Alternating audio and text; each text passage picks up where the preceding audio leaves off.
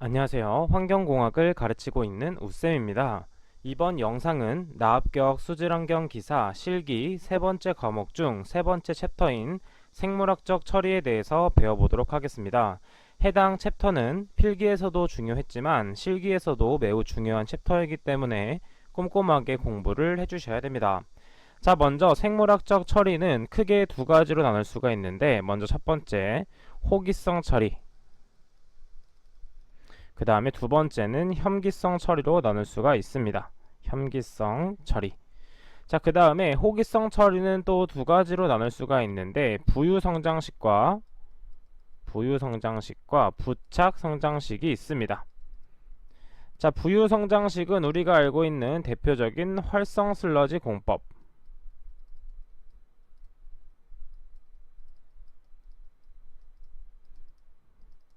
활성 슬러지 공법이 있으며, 부착 성장식에는 대표적으로 살수 여상법과 회전 원판법이 있습니다.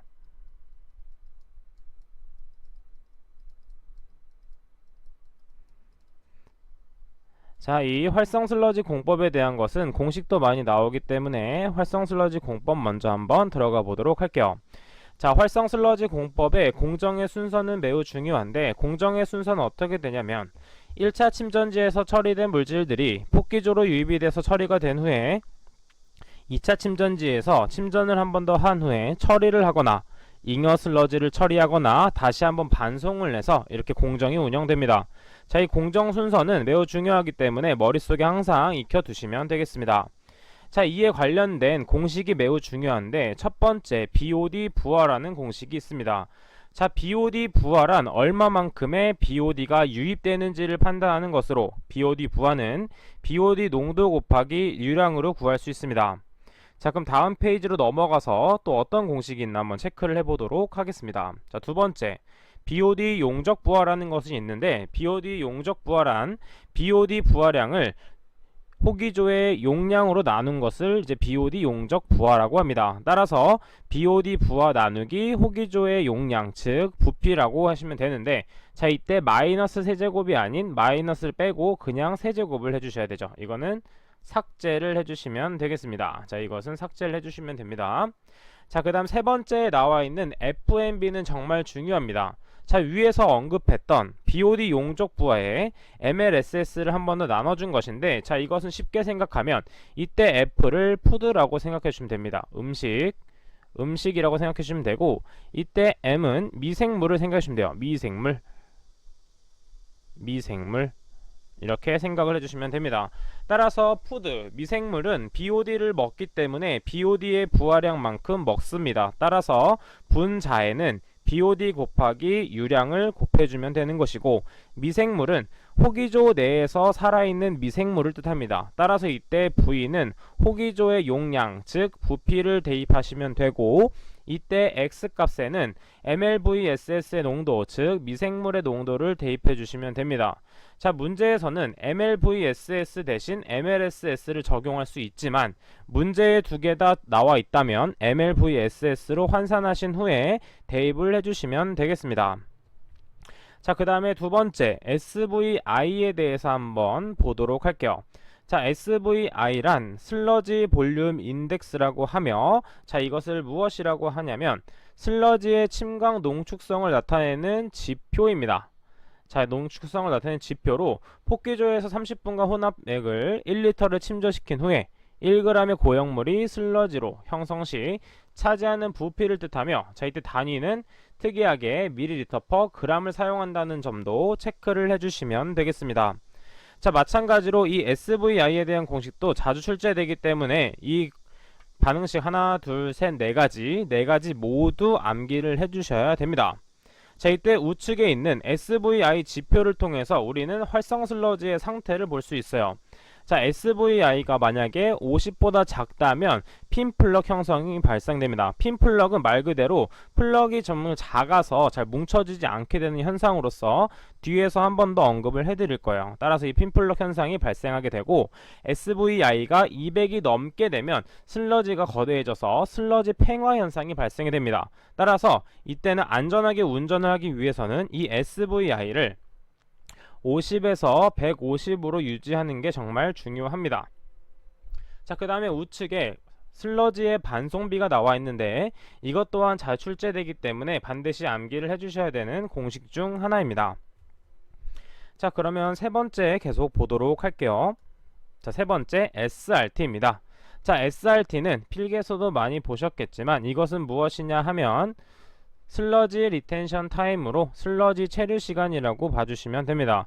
따라서 이때 SRT는 어떻게 구할 수 있냐면 폭기조 내에 살아있는 미생물 나누기 처리되어 버려지는 미생물로 구할 수가 있는 것이죠.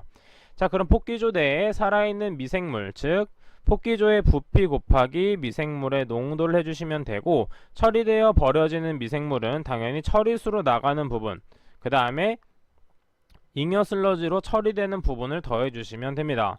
자, 이때 위에서 호기조, 폭기조, 포기조라는 것이 있는데 이 세 가지 단어는 시험에서 같은 것으로 나오기 때문에 이것을 골라서 사용하시면 됩니다. 여러분들이 헷갈리실까봐 폭기조도 제가 사용을 하고 호기조라고도 사용을 하고 포기조라고도 사용을 하겠습니다. 자, 그럼 다음 페이지 넘어가도록 할게요. 자, 2-4 잉여 슬러지량입니다. 자, 잉여 슬러지량도 자주 출제가 되는 부분 중 하나고, 자, 지금 보게 되면 QR 곱하기 QW 곱하기 XW가 되어 있는데, 자, 이때 이런 거 공식을 쓸 때는 XW는 XR과 같다고 가정을 합니다. 자, 이때 XR은 반송되는 미생물의 양이고 XW는 처리되는 잉여 슬러지로 발생되는 양인데 이것을 보통 공정에서는 같다고 봅니다. 자, 잉여 슬러지량이란 말 그대로 남아있는 양이기 때문에 생성된 부분에서 제거되는 부분을 빼주면 됩니다. 자, 그러면 남는 부분이 있겠죠. 자, 그 생성되는 건 무엇이냐면 BOD가 먹이가 되겠죠. BODQ가 먹이가 되는데 들어온 양큼, 처리된 양만큼만 우리가 먹게 되는 것입니다. 미생물들이. 자, 이때 수율 Y는 먹이분의 미생물의 양이라고 볼 수 있어요. 따라서 먹이가 들어온 것만큼 곱하기 수율을 하게 되면 생성되는 미생물의 양을 구할 수가 있고, 그때 빼기 이때 KD는 내호흡 개수입니다. 자, 내호흡 개수는 이제 먹이가 존재하지 않아서 미생물들이 자기 몸을 분해해서 영양분을 만들어내는 것이에요. 따라서 점점 제거가 되겠죠. 따라서 생성되는 부분에서 제거된 부분을 뺀 잉여 슬러지 양이 발생되게 되는 것입니다. 자, 그 다음에 우측에 보면 잉여 슬러지량 공식을 이용한 SRT 공식을 유도하는 방법이 있어요. 자, 이것은 필기에서 제가 한번 언급을 해드렸기 때문에 직접 한번 해보시고 이해가 다 안 되시는 분들은 이 영상에 댓글을 다시거나 아니면 카페 혹은 오픈 채팅방에 질문을 해주시면 제가 답변을 드리도록 하겠습니다. 자, 그럼 세 번째 문제점 및 대책에 대해서 한번 보도록 할게요. 자, 제가 한번 앞에서 언급드렸던 SVI가 200보다 클 경우 발생하는 슬러지 팽화에 대해서 제가 한번 해보도록 하겠습니다. 자, 슬러지 팽화란 침강이 불량해서 슬러지가 농축이 일어나지 않는 현상입니다. 왜냐하면 이 슬러지가 침강이 돼야지 농축이 일어나고 그 다음 처리를 할 수 있는데 제대로 침강하지 않고 부유하게 돼서 처리하기가 힘든 것이 되는 것이죠. 자, 이때 슬러지 팽화의 원인은 다양한 것이 있지만 대표적으로 DO가 부족하거나 영양물질이 부족하거나 MLSS 농도가 일정하지 않을 때 발생을 하며, 이때 슬러지 팽화를 대체해야 하는 방법은 원인과 반대로 해주시면 됩니다. DO가 부족하다면 DO 농도를 적정하게 유지해주면 되겠고, 영양물질이 부족하다면 미생물이 적당하게 먹을 만큼의 영양물질을 투입, 그 다음에 MLSS 농도가 일정하지 않을 경우에는 공정의 MLSS 농도를 일정하게 유지시켜주면 되는 것입니다. 자, 마찬가지로 두 번째 문제점을 보도록 하면 두 번째는 핀 플럭 현상입니다. 자, 이 핀 플럭 현상은 SVI가 50 이하일 경우, SVI가 50보다 작을 경우 발생하며 플럭에 사상체가 없고, 자 여기 포인트 부분을 체크해 드릴게요. 자 플럭에 사상체가 없고 플럭 형성균만으로 구성되어 있어서 플럭의 크기가 작고 쉽게 부서지게 되는 것입니다. 자 옛날에 볏짚 벽돌을 만들 때 볏짚을 넣지 않고 진흙으로만 벽돌을 만든다면 잘 부서지게 되는데, 이때 볏짚을 같이 넣게 되면 좀 더 단단해집니다. 마찬가지로 이때 사상체가 볏짚 역할을 하게 돼서 그렇게 만들어지게 되는 것인데, 플럭의 사상체가 없어지면 쉽게 부서지게 돼서 이 핀플럭 현상이 발생되는 것입니다. 따라서 이 핀플럭 현상의 원인은 유기물 부하가 매우 낮거나 SRT가 길 때 발생이 되는 것이죠. 자, 그 다음 세 번째, 슬러지 부상에 대해서 보도록 하겠습니다. 슬러지 라이징이라고 하며, 슬러지 부상의 키포인트는 최종 침전지에서 탈질화로 인한 슬러지의 부상이다. 이 키포인트 단어를 꼭 적어주셔야 됩니다. 따라서 이때 원인은 최종 침전지에서의 탈질화이므로, 대책 방법으로는 탈질화가 일어나기 전인 질산화를 방지하거나 슬러지 누적을 방지해서 슬러지 인발량을 증가시키는 것입니다. 왜냐하면 슬러지 누적을 방지하면 무슨 일이 일어나냐면, 슬러지가 누적이 되면 공기가 많이 없어져서 혐기성 상태가 되고, 그래서 탈질화, 즉 무산소조에다가 탈질화가 일어나는 것처럼 탈질 현상이 일어나게 돼서 이 슬러지 라이징이 발생하게 되는 것입니다. 자, 이렇게 3개 정도는 꼭 암기를 해주시고 나머지 문제점들도 체크를 한 번씩 해주시면 되겠습니다. 자, 그러면 다음 보도록 할게요. 자, 여긴 읽어주시면 되고, 자, 두 번째, 활성 슬러지 공법의 변법 중 SBR에 대해서 한번 해보도록 하겠습니다. 자, 활성 슬러지 공법의 변법은 여러 가지가 있지만 시험에는 이 SBR에 대한 문제가 많이 출제되기 때문에 SBR에 대한 내용만 수록을 했습니다. 자, 회분식 활성 슬러지법 SBR은 한 개의 반응조를 이용하는 방법입니다. 따라서 여기서 키포인트는 무엇이 되냐면, 한 개의 반응조를 이용합니다.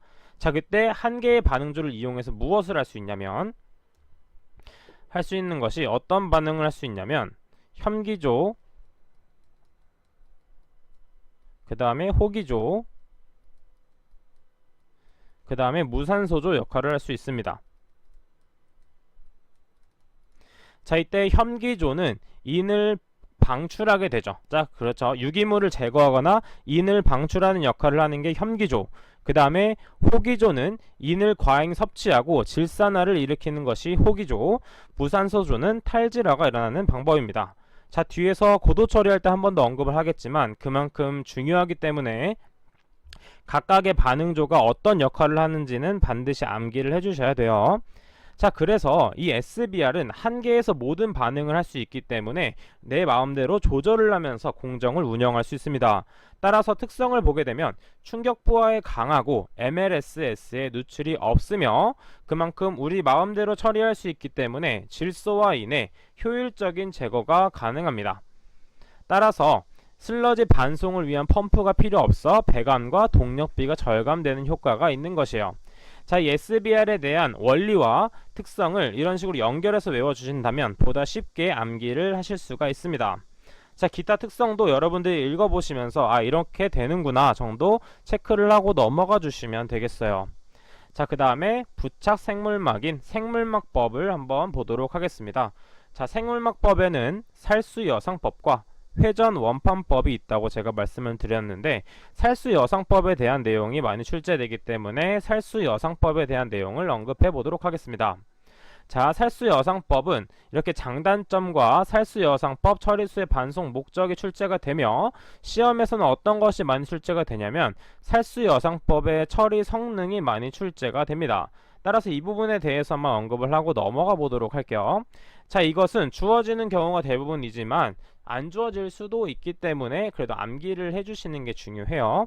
자, 그리고 이때 대입하는 방법은 반드시 알고 있어야 되는데, 이때 성능이므로 이때 E는 효율을 뜻합니다. 효율, 처리 효율을 뜻하며, 이때 W는 무엇이냐면 여상의 BOD 부하로 kg/day를 대입할 수 있으며, 이때 V는 용적, 그리고 F는 재순환 개수로서 이때 반송비를 이용해서 계산할 수 있습니다. 따라서 이때 R에 대한 것도 주어지기 때문에 어떻게 대입하는지 정도만 알고 있으면 충분히 풀어낼 수가 있습니다. 자, 그 다음에 마지막으로 혐기성 처리에 대해서 한번 보도록 할게요. 자, 혐기성 처리에서는 중요한 게 무엇이냐 하면 메탄 생성 수율을 계산하는 방법, 이 부분이 정말 중요합니다. 그리고 학생분들이 많이 질문을 해주시는 부분이에요. 자, 그래서 같이 한번 계산을 한번 해보고 마무리하도록 하겠습니다. 자, 지금 메탄 생성 수율을 계산하는 방법은 kg COD당 나와 있습니다. 자, 그래서 가장 많이 나오는 것이 글루코스 혹은 포도당을 이용한 메탄 생성 수율을 계산하시오 라는 문제가 많이 출제됩니다. 자, 먼저 글루코스의 호기성 반응과 혐기성 반응을 적고 시작을 하면 됩니다. 자, 글루코스의 분자량은 180이고, 자, 이때 생성되는 산소의 양은 6 곱하기 32가 되겠죠. 왜냐하면 산소는 하나에 16이기 때문에 두 개가 존재하기 때문에 32가 되는 것이고, 우리는 kg COD를 이용해서 포도당의 양을 구해야 됩니다. 따라서 1kg의 COD가 발생한다면 이때 X값을 구하게 되면 이렇게 X자로 곱하게 되면 어떻게 할 수 있냐면 6 곱하기 32 곱하기 X는 180 곱하기 1이 되겠고, 이때 X만 남기고 나머지를 우항으로 넘기게 되면 6 곱하기 32가 이쪽에 분모로 들어가게 됩니다. 따라서 이때 계산기를 이용해서 계산을 하게 되면 X값은 0.9375kg이 나오게 되죠. 자, 이렇게 글루코스의 양을 구하기 때문에 우리는 발생하는 메탄의 양을 구할 수가 있습니다. 자, 이때 보통 메탄은 기체로 발생하기 때문에 부피 단위로 계산을 해주시는 게 중요해요. 따라서 180kg당 이때는 3개의 메탄이 발생되는데, 이때 kg은 22.4m 세제곱이 발생된다는 거. 자, 이것은 기초 부분에서 한번 언급을 해드렸기 때문에 충분히 아실 거라고 믿겠습니다. 자, 그 다음에 0.9375kg만큼 글루코스, 즉 포도당이 발생되고, 이때 메탄의 양 Y를 구하게 되면 마찬가지로 대각선으로 곱해서 180을 이항해서 계산을 하게 되면 Y는 0.35m 세제곱이라는 값이 나오게 됩니다. 따라서 1kg당 0.35m 세제곱이 발생되며, 만약에 이것을 2kg당 발생하는 것을 구하기 위해서는 이 2배를 해주시면 되는 것이에요. 자, 이처럼 이 부분도 너무 중요하고 혐기성 처리의 장단점도 중요하기 때문에 한 번씩 읽어보시면서 아, 이런 장단점이 있구나를 체크하고 암기를 해주시면 되겠습니다. 자, 이 부분은 이론 부분이 좀 길었기 때문에 영상은 여기까지 하도록 하고 다음 영상에 이어서 문제풀이 영상을 올려드리도록 하겠습니다. 감사합니다.